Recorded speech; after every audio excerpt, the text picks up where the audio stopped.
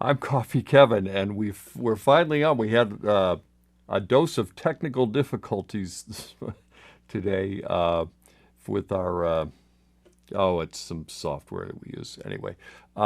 It's great to see you, and we have two things that are my favorites. One is the Chemex. We're going to brew in a Chemex. The other is my knitting grinder. This grinder is usually in my garage. It's so big. Michael, can we get a is there a way to get a shot that shows the well? You can pretty much see it's almost feels like it's as big as me next to me, but it's a big camera. A big camera. It's a big grinder, and I'm very happy with it. I've had this thing since I guess mid '90s. I got it. I think I got this at the John Conte Coffee Museum when it was closing. John Conte Coffee Museum was in Louisville, and we went down and saw our cousins and stayed with them. I brought my three children with me, and we went to this museum, which was closing. They had an auction, and if I recall, Pat and I.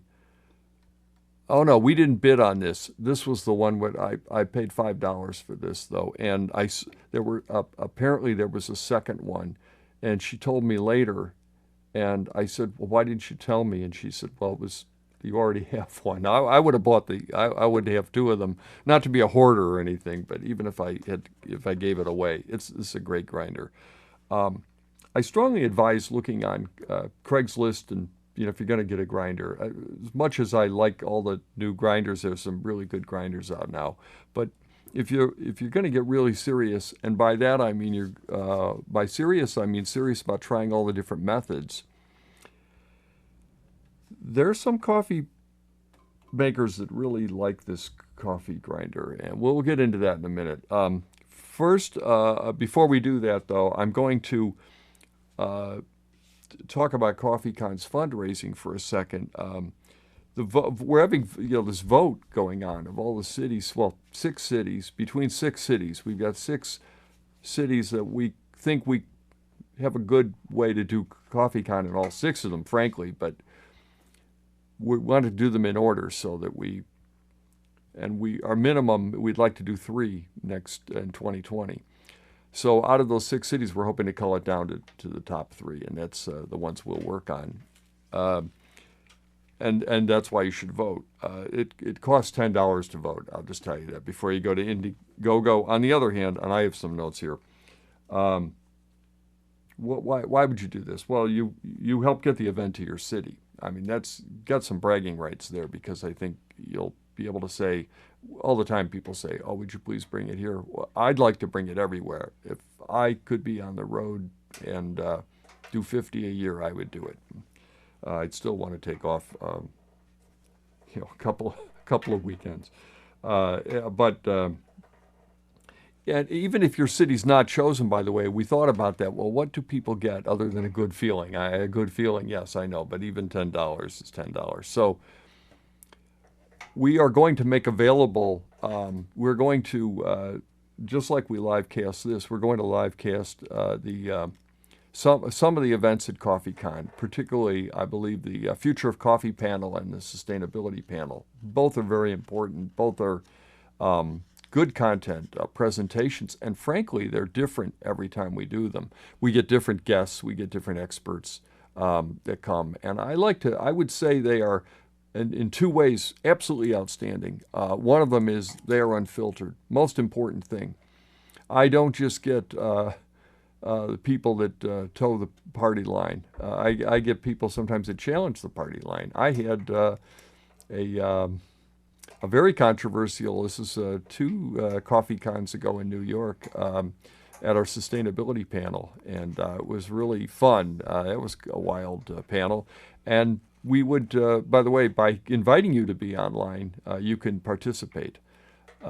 Meaning, you have questions, you want to make comments.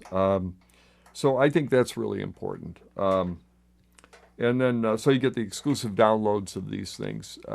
And we'll come up with some other things as we go. why am I asking? Okay, it's real simple. You know, I just had a conversation a week ago with a manufacturer this time, someone that makes coffee makers, who is a very, very good friend, and I know wants to help us if he can. These are small business people, though, and he's a larger small business person than our roasters, generally the small batch roasters.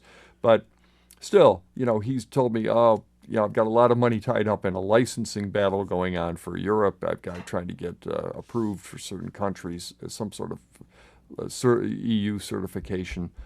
You know, I understand, but that's, you know, frankly, CoffeeCon is not funded by the industry. We're not part of McWorld. We are a grassroots event, and I actually think it's better if the consumers fund it for other reasons. But beyond the unfiltered part of it, and beyond the benefit there, the larger companies, they simply don't care. They don't. It's not. They're against us, and sometimes some of them even participate. But frankly, not to any large degree. And there is a real challenge because there are hybrid shows that will invite you to come there. They're not as aimed at you. They're expecting you to just be on the sidelines and watch this interaction. I'm not saying they're not worth going to. I'm not at all. But I am telling you our show is unique. Our show is gives you something extra. And you look at the reviews. Go look at the reviews. They will tell you on both sides. And we really aim our show at the enthusiast. You're not going to run into bagging equipment there. You probably don't even know what some of this stuff is, but it's the stuff that, you know, industry uses to package the beans. You're not going to see computer software, cash register tools, you know, things like that. It's a different things. Trade shows are wonderful for the trade, but that's not the issue. The other thing is you're going to get to meet people, and they're going to want to meet you because they want to meet consumers at CoffeeCon. You're not someone that is, hang on, I'll be right with you. I just spotted an Amazon tag. I need to talk to these people. You know, that happens to me all the time at, for instance, the International Houseware Show. Wonderful show. Great, a lot of coffee makers. I get a lot of exhibitors from it. I think it's a leading show. I'm very blessed to live in the city where it happens to take place. But it's really not a consumer show. So that's really done with the pitch. Now let me show you the 15-second spot. This is blink and it'll go away, but and then we'll come back and brew with the Chemex. Through August 1st on Indiegogo, vote for which 3 of 6 cities most crave a CoffeeCon event in 2020. Taste, try, and learn everything about coffee. CoffeeCon is for you, the enthusiast. CoffeeCon. It was fast, wasn't it? That reminds me. That was a fast spot. Now I just realized something. I don't think this is plugged in. This happened to me on QVC. Remember that? There. If you can hand that up here, I will. Let's hope I don't plug my fingers into the socket, but here we go. Okay. We good? I'm not getting anything. Did I plug it in properly? Thank you. Much better. Thank you, Michael. All right. Let's see. Temperature set on this. There we are. Hold on.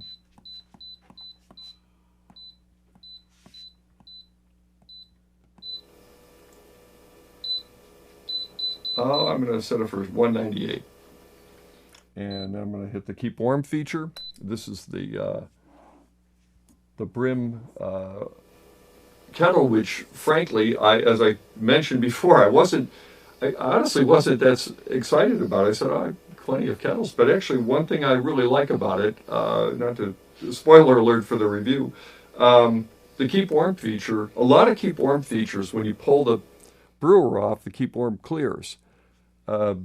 This one, it doesn't. You put it back on and it really does keep it warm. And it's fast. Temperature set's easy. You have to plug it in. But it works really well. So I'm very happy with it. It's got a nice spigot on it. So I've been putting this through 30 days. By the way, I'm working on the finalizing the Brim coffee maker review as we speak. So I'm done with my 30-day test period. Now let's talk about the Chemex and grinding. Chemex is an unusual coffee maker. It takes its own grind. In my opinion, a regular automatic drip grind is too fine for the Chemex. The Chemex wants a coarser grind. The paper filter in the Chemex has a lot to do with the contact time, meaning the flow regulation of how quickly the water travels through the grounds bed. And that is, whether that's good, bad, or indifferent, it is the way the brewer is designed. I happen to like it fine, and I happen to think the Chemex just does a superb job. Obviously, a lot of people agree with me because the Chemex has become de rigueur in many, many cafes. It is the coffee maker that I think, most likely, if you ask for a hand-crafted pour-over, you'll get a Chemex-made pour-over.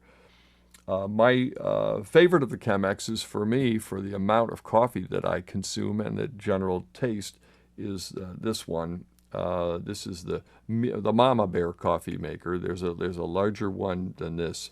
I believe this is called a 6-cup, and I really enjoy it a lot. However, it takes a coarser grind. The grind, and if we can get a shot here, the grind on this is the ditting. When the ditting is a fabulous, fabulous grinder, is normally, see, 5.5 is where I set the grind. All of this may change, by the way, even if you own this exact grinder based upon your calibration of the grinder. But that's one thing that's difficult when comparing notes about grinders. But 5.5 is where I would, if I were using the Brim automatic drip maker or a Techniform or another drip maker, I would probably put 5.5 is where I keep it. Now, I go up way up here, and this is where, see, I made a little crayon mark here where I grind for the Chemex. It's coarser. Why is that? Because the Chemex, the water drips through slower, and it is a combination of that. I'm timing it. Therefore, it can handle that and that longer contact time because the grounds are coarser. The other thing is I've done it by, frankly, just taste. I've tasted it, and I've moved it just half a notch at a time, and then I backed off a little bit, and finally this is where I came to the mark on it, where I thought, man, does that ever change? Yeah, sure. Depending upon a coffee that I get, if I get a coffee and it's coming out a little too strong, I'll go a little coarser yet, or if I'm not getting enough flavor, I will go a little finer. A lot of that can depend on the moisture content of the beans, the type of beans they are, the different balance, whatever. But that's generally a good sweet spot for me. Okay, we're now at brew temp, so let's not prolong this. And then I just lost a bean.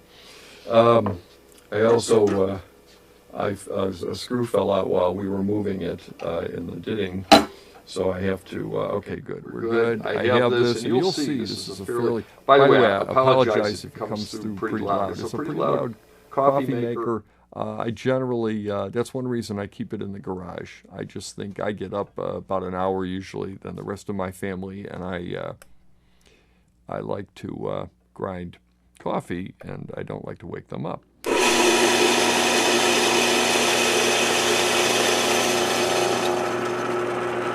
Okay. And then here we go. And then Michael, where does this go? Does this go here? Where's our good overhead shot? How about this shot? Okay. Yeah. Oh, I see you're pointing outward.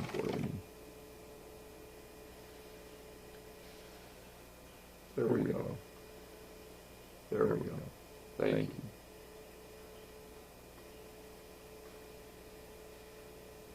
I can't get anything. There we are. There we are. There we are. Okay.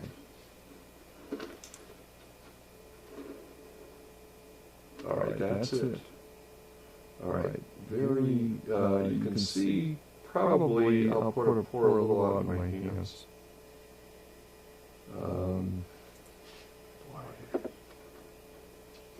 It is really hard to figure this out sometimes. We should get that calibrated. How about the other camera? Can you go into this other camera over here? And this one, and I'll show it to you, because it just really, I want to show them the grind. There we are. All right. And it's really, it is coarse. It's discernibly coarser. It reminds me of the grind you would get for a percolator. And it isn't quite. Percolator is even coarser on this. But one thing about this grinder, by the way, and this is, I may have mentioned, I know I've mentioned it before, but the question is it really, is that this grinder does a great job on coarse grinds, and coarse grinds are as difficult as espresso grinds. The difficulty for grinders is both at the both extremes, the super coarse and the super fine. Super fine grinds are hard because they're so precise. Super coarse grinds are hard because as grinders grind coarser, it's natural for them to develop a wider range of grind and end up with too many what are called fines. Fines are super fine particles, almost powder. And you want some of the super fines for the balance, but you don't want too many, and that you want to keep that in check.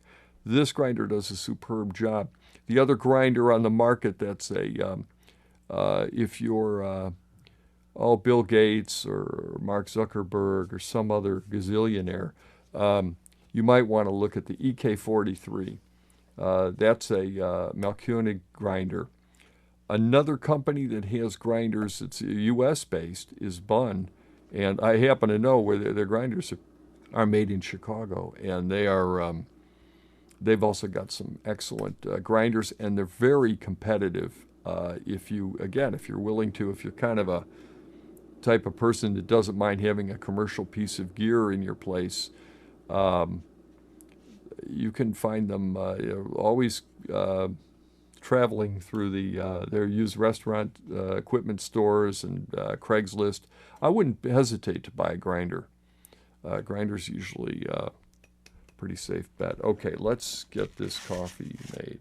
I just casually pour it in here, and I do a simple shakedown. I never compress the grounds. I just shake it down. And then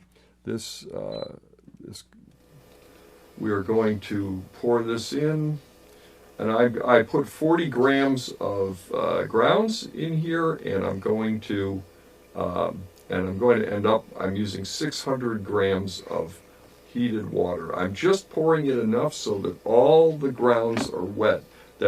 I'm going to guess it's a little over 100 grams of water. If you do it by weight, you can do it by weight. It's 40 grams of coffee, and it's 600 grams of water. So that's the brew recipe. I'm not bothering it. I make this so often, I'm pretty sure of my, without a scale. Okay, and it usually goes through, it foamed up a little bit, and then it usually goes through. And again, the keep warm feature is great. I wish we really had to choose where to put the overhead shot. We wanted an overhead shot of the grinder, but I can, actually, is there a way, Michael, I can push this out of the way a little bit? Is there a way I can get it over here? And is that in the overhead spot?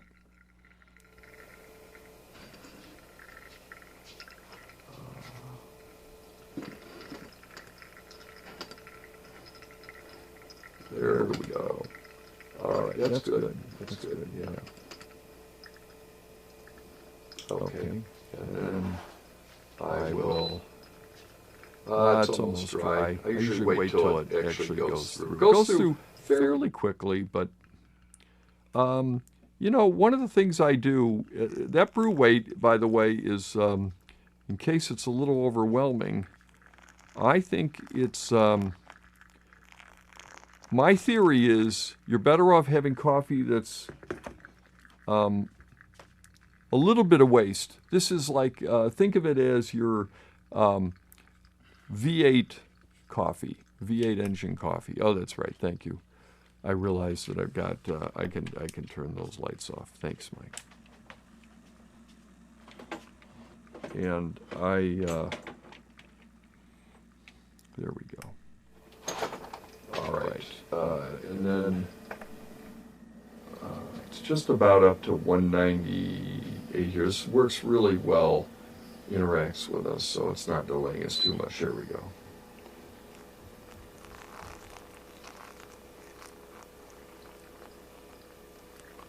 And the most important thing is just to give it a good, make sure they're all wet. This is what you want your automatic drip maker to do. Just what I'm doing is to get all the grounds wet constantly, because otherwise you get grounds that don't extract as much, and they're waste, and the grounds that extract more are overtaxed. You know what that's like. You get. There's a local joke about that. You end up with a challenge that can actually be over-extracted. Really, the waste is the biggest factor. And there we go. But you can see why this is such a popular method, because the extraction is so thorough. Now, I've seen some people on some channels that, you know, are very fastidious. Well, I do 3 pours to use Chemex. You know, it's certainly a theory. Whatever you like, if you find that works for you. I've not found the dividends. I've tried it. I've not found the dividends in flavor for my taste. I find it's better, actually, just to more pours and just keep the water line just above where the grounds are, so that you're better off to have more pours. It keeps the water hotter, keeps it closer to Gold Cup brewing standards, and I just think in the cup I get a real nice extraction, a real nice cup. I don't think there's any better cup on earth than what we're just about to have.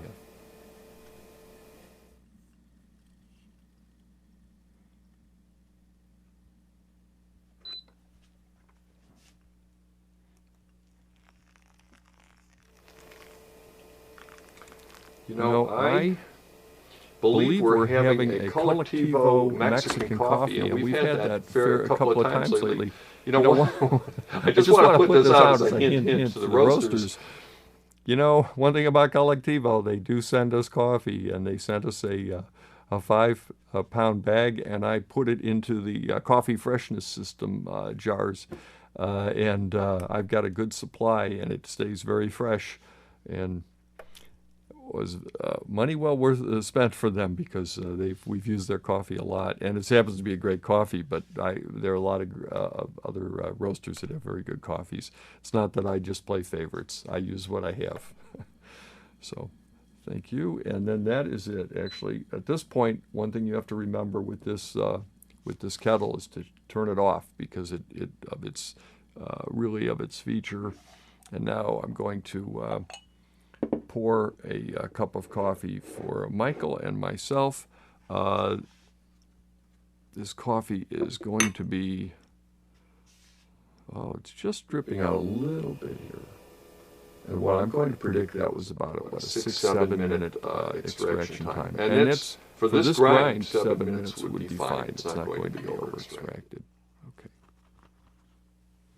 And actually, let's put that down there. And then I will pour. Michael really carried this down here, so he's going to get a cup, a real nice cup. He'll get the first cup. And then sweat equity. Michael, and then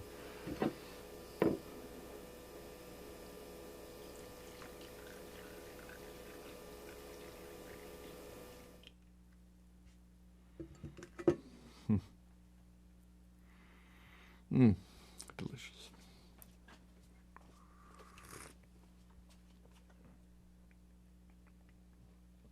Wow. Again, complexity. One thing I like about the Chemex, it doesn't deliver too hot a cup of coffee. We were just talking about this recently. It's still a little warm for me, yeah, but you can start to, one great thing about it, your first cup, your first sip, you get some complexity. And complexity to me does not come forth until it's below 150 degrees. It's otherwise, to me, above that temperature, not only is coffee apparently not healthy, but it's because of the heat on your throat, but it is actually less flavorful. It's nice and hot. I know my mother always liked really hot coffee, but